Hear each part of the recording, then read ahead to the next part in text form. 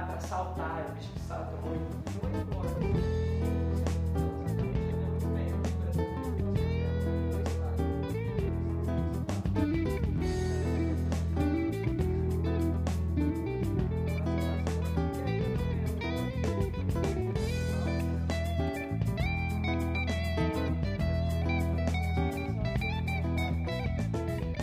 Eu demorei muito tempo, inclusive, para me convencer, assim como muitas pessoas demoram, para me convencer de que crianças com altas habilidades ou superdotação precisam realmente de educação, porque existe aquela lenda, né?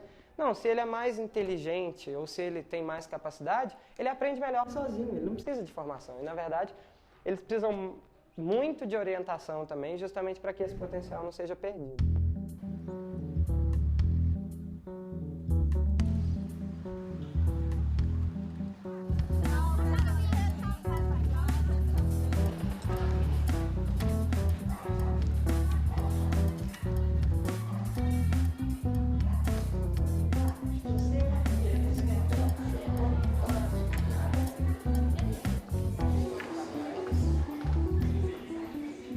Melhorou muito minha vida, por causa que antes eu ficava à toa em casa.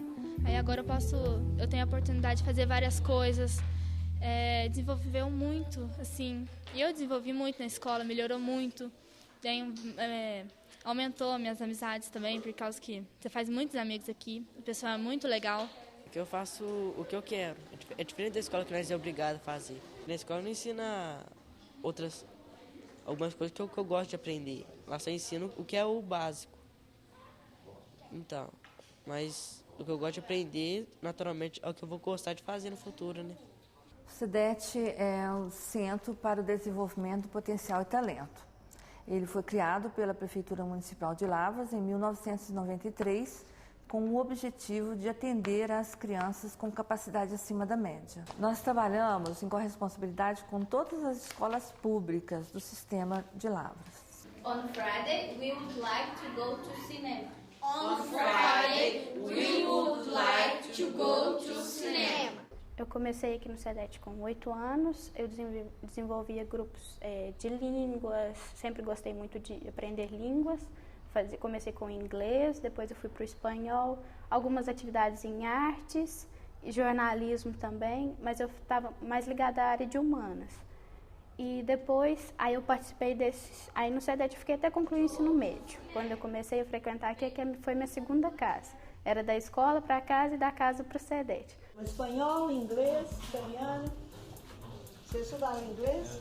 Eu estudo inglês, o espanhol, o alemão. O alemão? Tem mais ou menos nesse mesmo tempo. Se nós olharmos toda a história, a primeira pessoa a ligar capacidade com a educação foi Helena Antipoff.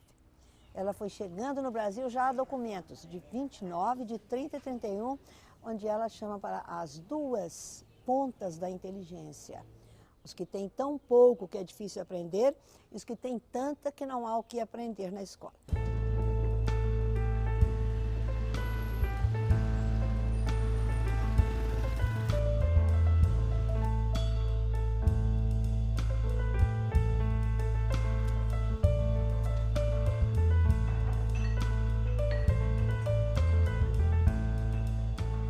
Fui indicada pelos professores, que eles achavam que eu tinha um bom desempenho na sala de aula e eu destacava que eu tenho mais afinidade, que tem mais a ver comigo, no caso, nas ciências, né? Química, gosto muito de veterinária. Nós temos uma metodologia criada pela doutora Zenita Gunter e essa metodologia, inicialmente, para identificarmos os meninos, as crianças, né, com capacidade acima da média, nós trabalhamos em corresponsabilidade com a escola regular. A criança não é observada só um ano e só por um professor. Durante 4 anos, quer dizer, na primeira, na segunda, terceira e na quarta série, ela tem pelo menos 2 ou 3 pares de olhos que a enxergam. No primeiro ano de observação, os dados têm erros até 20%. Erros positivos e negativos. Gente que a professora não viu ou gente que ela viu, mas não tem necessidade. E depois você vai corrigindo isso. Da primeira para a segunda, esse erro cai para menos de 3%. Todo o final de ano, nós entregamos para a professora da escola regular, aquela professora que fica o ano todo com o aluno, um guia para observação direta.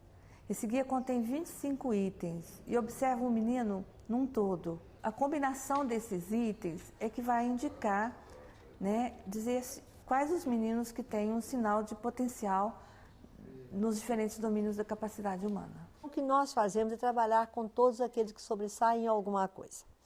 Buscando na pesquisa aqueles sinais, nós vimos que alguns a escola não vê. Ela não vê sinais de capacidade profunda, ela acha que é doença. Acha não, foi ensinada assim. Então, nesse momento em que nós conseguimos notar isso, nós viramos o nosso modo de trabalhar com a criança.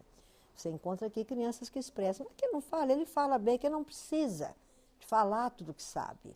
Ele aprende de outro jeito. A criança não linear, quer dizer, o pensamento científico não segue começo, meio e fim, como é o verbal.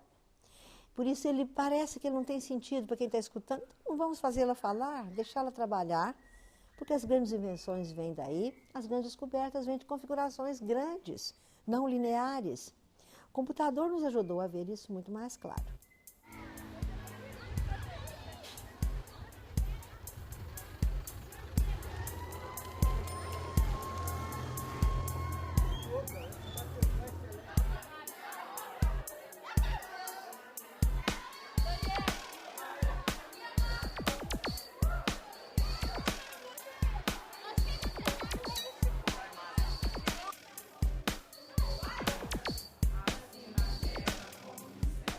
A Thaís é ótima aluna, muito bem comportada, muito bem interessada, sabe?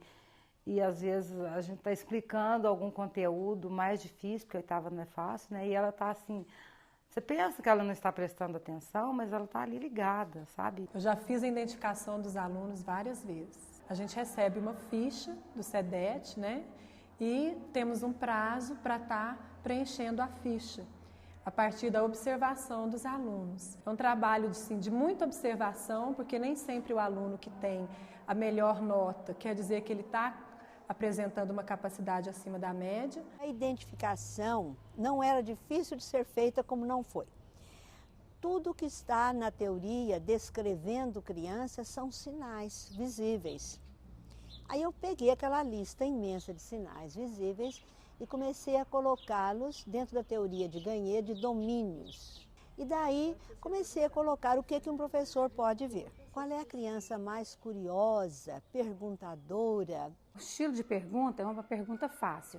É como o aluno é dentro da sala, qual o meu aluno melhor, qual o meu aluno que eu acho que é mais calmo, às vezes o mais quieto, às vezes um aluno que você nem percebe que ele é um aluno especial, é ele que eles identificam que é, entendeu? Nós vemos o professor às vezes dizer, mas essa criança, ela é dotada, mas eu nunca vi. A gente pega a folha de dados que ele preencheu e fala, ele não faz isso, não faz isso, não faz isso. Ah, é. Pois então, esses são os sinais que nós estamos procurando.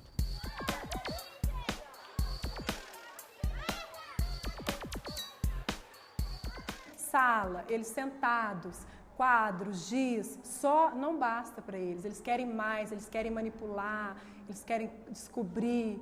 E, infelizmente, atualmente a gente não atende. A escola, na infraestrutura, não atende essas necessidades. Aqui nós temos alunos de todos os tipos, né? Então, se você for dar assistência para esses meninos que são mais talentosos, como é que vão ficar os outros? Então, uma escola heterogênea, né? Então, não tem como você dar atenção só para esses meninos e os outros. O que acontece numa escola comum é que puxa-se, a média puxa os extremos.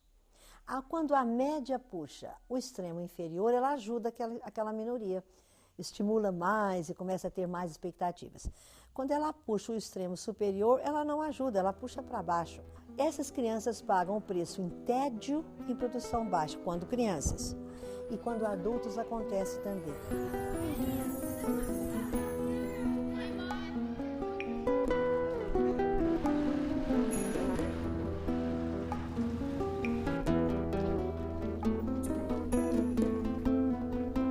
Nós temos a associação, né, que é uma ONG, a ASPAT, Associação de Pais e Amigos para Apoio ao Talento, e através dessa ONG é que nós vamos à comunidade e recrutamos voluntários para o conteúdo. E ela é um órgão independente do SEDET, porém, é extremamente vinculado, né? E surgiu com uma necessidade, como uma necessidade mesmo, para se recrutar voluntários na comunidade. Porque o trabalho do SEDET é todo estruturado em cima do trabalho voluntário. Vai mostrando, a gente vai falar? Tem que ficar. Yellow, pink, red, blue. Eu ingressei no SEDET há 11 anos, certo? Eu fui aluno por 10 e nos últimos 3 anos eu tenho sido voluntário, tenho feito trabalho voluntário como professor de inglês. O que eu aprendi foi aqui dentro, a língua, e hoje em dia eu domino a língua e o SEDET fez diferença demais e em toda a minha família, porque eu e minha irmã, nós somos alunos e foi algo que marcou a nossa história, porque a gente pôde aprender algo a mais que muitas outras pessoas. Foi uma oportunidade muito boa e com isso a gente pôde colocar mais coisas em prática e garantir um futuro melhor também. Uma pessoa desenvolve ao conhecer pessoas marcantes. Tanto que você pergunta, eu conheci um professor, eu tive um vizinho, eu tive um tio. Então nós colocamos essas pessoas marcantes agora no projeto de vida das crianças. Os trabalhos que eles fazem com os nossos voluntários são as pessoas mais significantes da sociedade. O voluntário, na nossa metodologia, é a pessoa que melhor representa aquele conteúdo que a criança escolheu. Então, na hora que uma criança escolhe, mostra interesse ou desejo de algum aprendizado, de alguma experiência, de alguma exploração, ao invés de procurar um livro e ler com ela, como alguns métodos enviam, é pouco, ela pode ler sozinha. Nós procuramos quem em Lavras que está fazendo isso bem. E essa pessoa nós pedimos para ajudar essa criança. Temos tido uma adesão tão grande que não pode ser por acaso. Esses voluntários são pessoas das universidades, tanto federal quanto universidades particulares, pessoas comuns da comunidade, como comerciantes,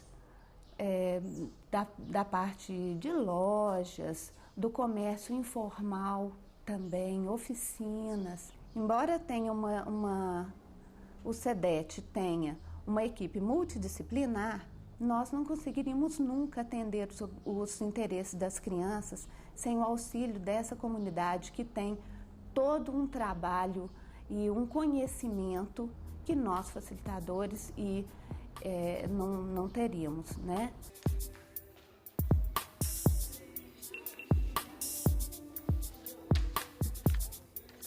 E isso é uma coisa que muito jovem tem dúvida, né? Fala, o cara é do SEDET, mas isso não indica que ele é um gênio em tudo, que ele sabe tudo. Não, pelo contrário. Eu pude, sim, aqui desenvolver o talento que eu tinha, que é mais na área de comunicação mesmo, de artes, enfim. Capacidade numa área não significa que vai ser bom desempenho na outra. E a palavra superdotado engana. Então, acho que você vai fazer tudo maravilhosamente. Não ser Da Vinci, não temos na história exemplo de gente que fizesse tudo maravilhosamente bem, né?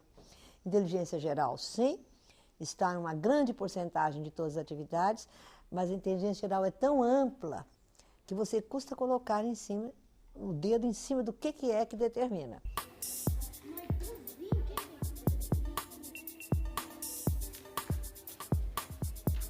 Nós temos 510 meninos atendidos aqui com plano individual. E temos 381 meninos em observação assistida. Em cima desse plano individual, nós temos que ter certeza que está ligado à sua capacidade. Toda semana, nosso facilitador vai à escola e lá ele tem a oportunidade de falar com cada criança. E não é uma oportunidade se acaso, não. Ele tem que chamar cada criança, pegar cada plano e ver como está andando, o que você está pensando, o que você está fazendo bem, o que você precisa de ajuda.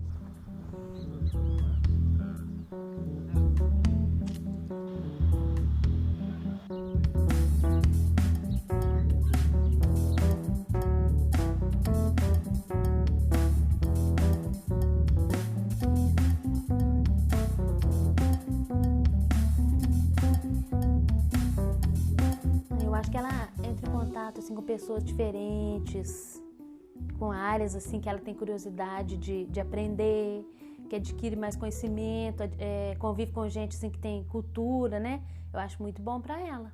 É exatamente o que eu quero aprender, entendeu? Eu chego, porque lá é assim, a facilitadora chega, o que você tem vontade, o que você gosta. Mesmo que já não tenha o grupo lá, ela consegue, entendeu? Por fora. Igual, eu fazia muito mundo animal lá, né? Mundo animal, fiquei fazendo todos os anos que eu tô lá, eu fiz mundo animal, anatomia animal. Só que aí cansou pra mim lá, sabe? Não tinha mais. Aí ela agora arrumou um projeto pra mim, num pet shop e numa clínica veterinária. Às vezes a criança pode ser inteligente, mas se ela não tiver um incentivo, talvez ela não desenvolva. Toda mãe gosta, né, que o filho vai pro SEDET, eu acho. Ah, meu filho tá no SEDET, parece que fica assim, se sentindo orgulhosa, né?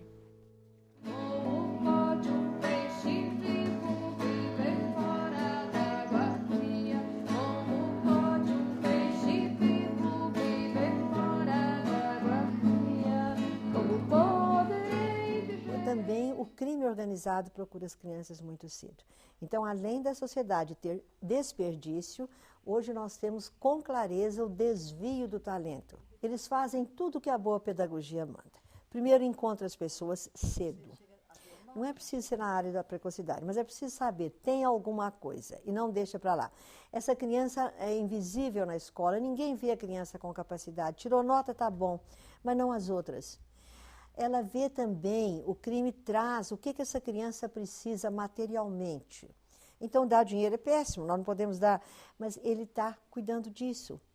O crime dá incentivo, ok? Muito bem, que bom, você vai, não é incentivo só material, presença. As pessoas do crime organizado dão desafios, fugir da polícia, fazer uma coisa difícil, você é capaz, você pode. Então, quando eu olho, mas a pedagogia nos ensina isso. Mas por que é tão difícil fazer isso na escola com as crianças capazes? Isso eu tenho a impressão que se baseia nessa crença de que o capaz toma conta de si mesmo. Essa oportunidade de estar desenvolvendo esse talento, esse interesse maior dessas crianças por esses assuntos, eu acho importante até por uma questão de inclusão social. Meio que supre a deficiência que a educação básica dá. A educação regular, vamos dizer, o ensino regular, cria uma deficiência que o interesse dessas crianças vai muito além. O SEDET é excepcional. Assim. Eu percebo que vários dos meus alunos têm no SEDET acesso a um tipo de formação e a um tipo de educação que eles jamais teriam em nenhum outro lugar. Eu já tive casos de alunos que não estavam sendo atendidos, passaram a ser atendidos pelo SEDET e tiveram uma melhora, inclusive na autoestima. O menino era sumido na sala de aula e ele voltou depois desse atendimento com uma autoestima mais elevada. É muito gratificante você observar no rosto de uma criança quando ela descobre algo que ela sempre procurou, né? E como o SEDET atende a criança no seu interesse, normalmente eles se sentem muito felizes quando chegam a compreender aquilo que demonstraram interesse em aprender. Nada educa as pessoas mais que o ambiente. Não adianta preleções, não adianta exercício, não adianta fixação. Se não houver um ambiente educativo, você não pega, mesma coisa que o Einstein disse depois, nem sequer o treino lhe entra se não houver um ambiente que o valorize. Isso está nos nossos princípios da formação no SEDET, especificamente atitude científica, não é? A fazer antes de, não tem o preparar antes e fazer depois, fazer no ambiente educativo, imersão no ambiente educativo.